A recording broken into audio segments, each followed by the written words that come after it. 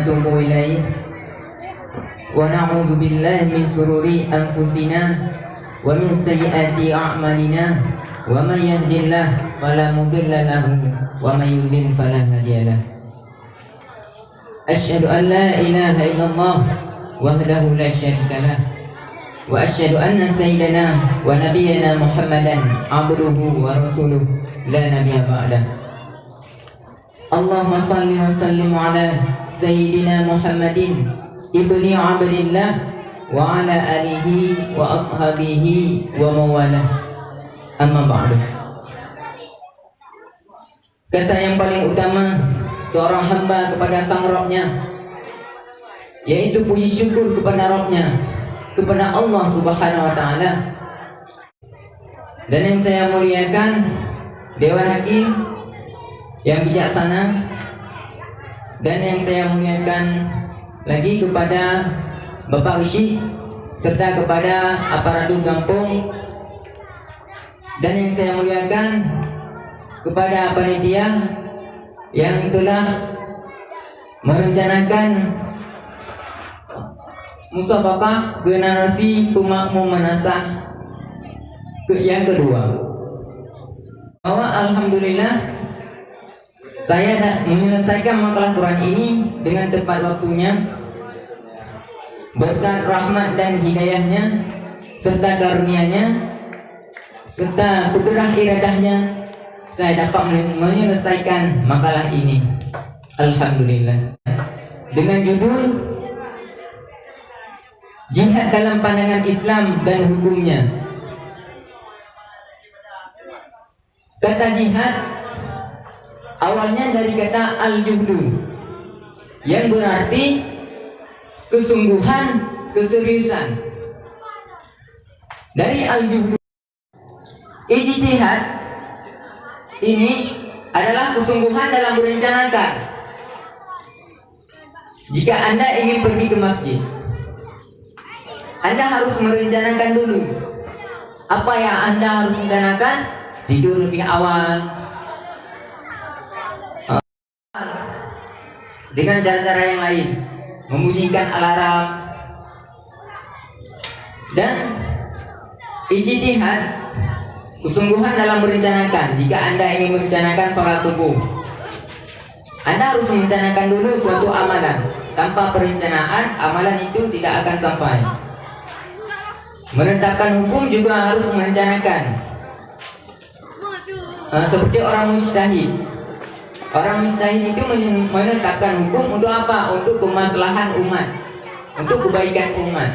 Jadi orang mujtahid itu belajarnya sungguh-sungguh dan bacanya sungguh-sungguh. Kayak orang mujtahid itu seperti dia mengarang kitab. Ada kata yang salah dalam mengarang kitab. Para mujtahid tidak akan salah. Tidak ada salah. Kenapa? Teratur dia buat dari bab taharah, langsung bab fikih, langsung bab tasawuf. Jadi teratur orang mujtahid karena belajarnya sungguh-sungguh. Dan yang kedua, dari al-juhdu ini muncul kata jihad. Dari apa jihadnya? Jihad itu adalah kesungguhan kita dalam visi kita, itu jihad kita. Itu kesungguhan dalam merencanakan visi kita. Kalau sudah merencanakan visi kita, itu harus ada jihad. Jika Anda ingin pergi ke masjid, insya Allah Anda pergi ke masjid. Lalu Anda bangun lebih awal. Sudah bangun lebih awal, visi kita udah ada. Langsung sholat tahajud. Sekarang subuhnya 5:30, bangunnya lebih awal, jadi pukul 5. Jadi kita harus mempersiapkan visi kita untuk suatu amalan. Lalu udah kita mempersiapkan visi kita, lalu tiba-tiba jadi itu ujian bagi kita. Kenapa? Karena Allah ingin menguji jihad kita itu benar atau enggak. Karena kalau kita ingin mendapatkan surga, itu rumusnya al-juhdu. Jadi sungguh-sungguh, serius. Rumus ini kalau rumus amalan kita dapatkan dalam Quran surah ketiga Ali Imran ayat 142. Am hasibtum an tadkhulul jannah walamma ya'lamillahu alladhina jahadu minkum. Am hasibtum an tadkhulul jannah, apakah Anda duga bahwa mudahkah untuk mendapatkan surga? Mudahkah untuk kita sukses dalam mendapatkan surga? Gampang.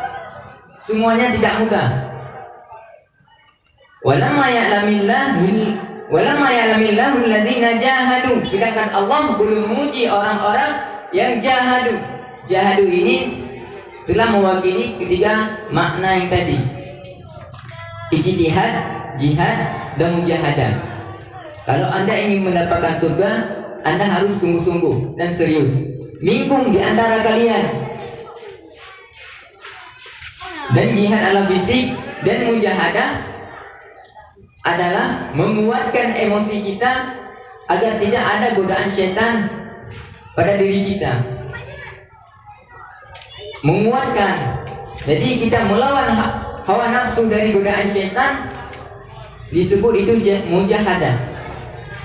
Jadi yang dikatakan jihad, banyak orang bahwa kalau dikatakan jihad itu adalah perang. Memang melawan orang kafir harbi itu adalah jihad.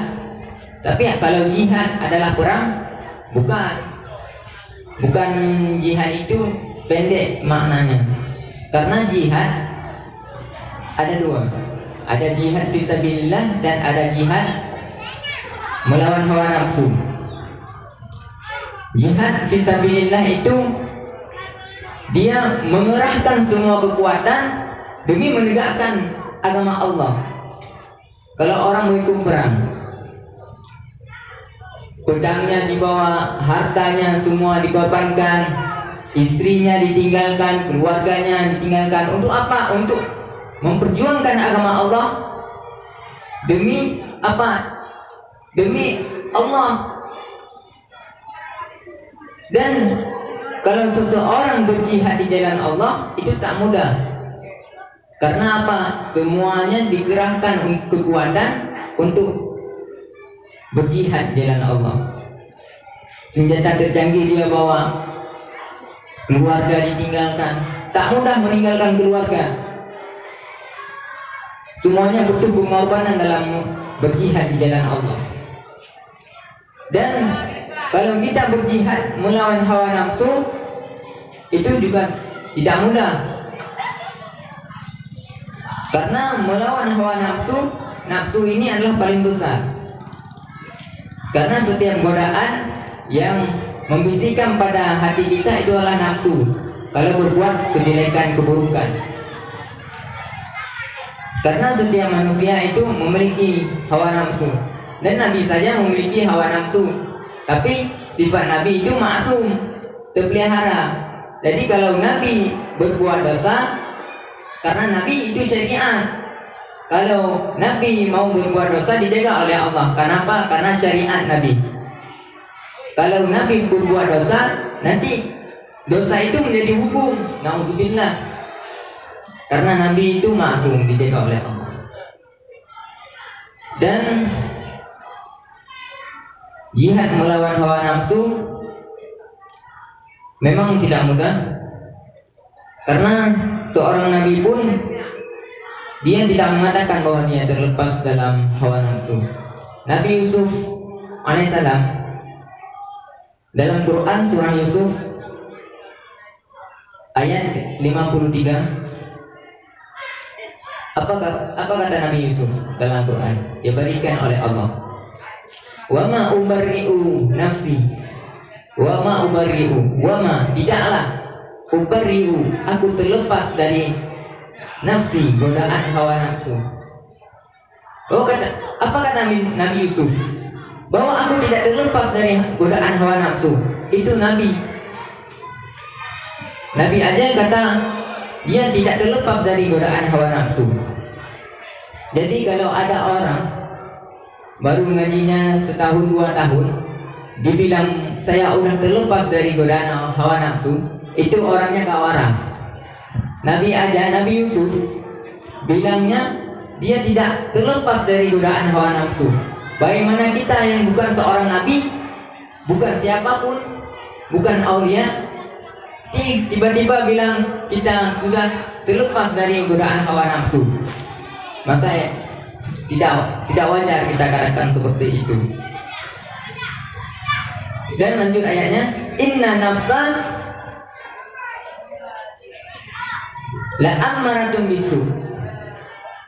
Kalau sudah diawali dengan kata inna, itu berarti ada makna yang sangat mendalam dalam ayat Al-Quran. Inna nafsa, inna sesungguhnya, nafsa hawa nafsu la ammaratun bisu. La ammaratun, la ammarah itu katanya, awal katanya dari amarah. Ada kita dengar amar ma'ruf nahi mungkar. Amarah itu apa? Bahwa menyuruh. La ammaratun bisu, la ammarah, menyuruh. Sesungguhnya nafsu menyuruh bisu, kepada keburukan, kejelekan dalam perbuatan kita. Dan ada juga nafsu yang menyuruh kita kepada kebaikan. Yang nafsu la ammaratun bisu itu 100% tidak benar, salah. Jadi nafsu yang saya masukkan itu tadi itu 100% enggak benar. Itu menyuruh semua kepada keburukan. Yang mana si nafsu yang menyuruh kita kepada ketenangan, kebaikan? Ada kita dengar ayat yang sering kita bacakan, ya ayyatuhan nafsul mutmainnah, hai jiwa yang tenang. Itu 100% menyuruh kita kepada kebaikan. Maka kesimpulannya, memang berjihad itu ala syar'i. Yang mungkin kalau berperang, kalau menjadi fardhu'in, maka kita diwajibkan jihad fisabilillah. Kalau memang musuh sudah datang di depan muka kita, bukan di depan muka sebenarnya, di depan, tapi udah pengumuman dari pemerintah kita harus berperang, maka itu menjadi fardhu'in. Kalau sudah menjadi fardhu'in, maka harus wajib berperang. Ada syaratnya. Kalau mau berperang di jalan Allah tidak mudah, ada syarat. Yang pertama, kalau waktu Nabi menyuruh orang itu berperang, hai kaumku, adakah yang mau berperang? Kata Nabi. Seorang pemuda jawab, saya ya Rasulullah. Ditanya lagi sama Rasulullah, apakah kamu mempunyai orang tua? Kalau ada, minta izin kepada orang tua. Kalau orang tua sudah mengizinkan, ada lagi syaratnya. Apakah kamu mempunyai utang? Maka bayarlah utang. Jadi tidak mudah. Kalau mau jihad sudah menjadi fardhu'in, maka wajiblah berperang. Tapi ada syaratnya juga. Apakah kita harus kalau ada kita mempunyai keluarga, kita mempunyai istri dan anak, lalu ada jihad, sudah diumumkan untuk kita berperang, apakah kita harus menafkahi anak ataupun kita berjihad? Kalau sudah menjadi fardhu'in jihad, maka berjihadlah, meninggalkan istri dan anak. Ini tidak membicarakan tentang orang tua. Kalau membicarakan tentang orang tua, maka minta izinlah kepada orang tua. Kenapa? Karena harus minta izin kepada orang tua. Kadang-kadang orang tua kita sudah tua. Lalu ada kata jihad, lalu ada pengumuman bahwa kita harus berjihad, berperang melawan orang kafir harbi. Dan lalu kita harus minta izin. Mungkin waktunya singkat, mungkin banyak kesalahan dari kata-kata saya. Dapat memaklumi karena saya dalam proses belajar. Kalau ada pertanyaan dari juri, boleh ditanyakan. Terima kasih. Karena ini bicara dengan jihad, berarti berjuang di jalan Allah. Kita coba tarik ke fenomena di lapangan. Penderitaan petani, penderitaan nelayan, penderitaan kaum miskin di mana-mana. Lalu ada juga anak yatim pun di mana-mana. Kita hadir bersama mereka untuk membelanya. Apakah itu dikatakan juga dalam jihad? Bagaimana menurut Anda? Kalau memang anak yatim atau fakir miskin atau teraniaya oleh orang lain, kita membelanya. Apakah itu benar? Kita membelanya. Kita bersama mereka. Apakah itu dikatakan bersamanya jihad? Itu membela. Apakah itu dikatakan jihad? Karena kalau melawan orang munafik yang ingin menganiaya anak yatim, itu disebut dengan jihad. Karena apa? Karena kita membela kebenaran Allah. Karena haknya anak yatim harus dibagikan. Karena semua hak ada haknya juga. Tidak usah kita merampas harta orang lain. Adapun hak batinnya, hak semuanya kepada orang lain. Karena kalau kita membela orang fakir miskin, kalau kita membela kalau ada orang tidak membayar zakat, sedangkan zakat itu kepada orang yang fakir miskin. Orang kaya tidak membayar zakat. Waktu Khalifah Abu Bakar berperang dengan orang-orang yang tidak membayar zakat. Karena apa? Karena tidak ada hak kepada orang yang mempunyai hak kepada anak yatim, fakir miskin. Karena kita harus membela juga. Karena itu adalah jihad. Terima kasih, cukup di situ. Pertanyaan terakhir. Ini ada bahasa sederhana antara jihad dan jahat. Jihad dan jahat. Ada seorang jahat. Dia memang jahat sekali. Pada suatu ketika dia terpanggil hatinya ingin membantu orang yang jihad. Apakah itu masih dikatakan jahat ataupun sudah sahkah jihadnya? Itu saja. Kalau ada orang jahat ingin berjihad membela, pada suatu ketika dia melihat ada rombongan orang yang jihad. Dia coba masuk ke dalam ranah jihad itu, ke dalam golongan orang yang jihad. Apakah itu dikatakan sah jihadnya dia? Itu maksudnya. Ataupun tetap dikatakan orang jahat? Itu. Orang jahat Islam atau orang kafir? Islam. Kalau seseorang ingin berjihad, memang orang itu memang jahat dulunya. Jahat. Tapi ingin bertobat, ingin berjihad, maka dosanya diampuni oleh Allah. Karena apa? Ada satu cerita. Mungkin seseorang pernah membunuh 99 orang.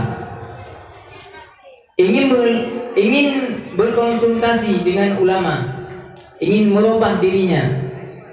Tidak ingin dirinya sengsara, ingin berubah, ingin bertobat kepada Allah. Apa kata ulama?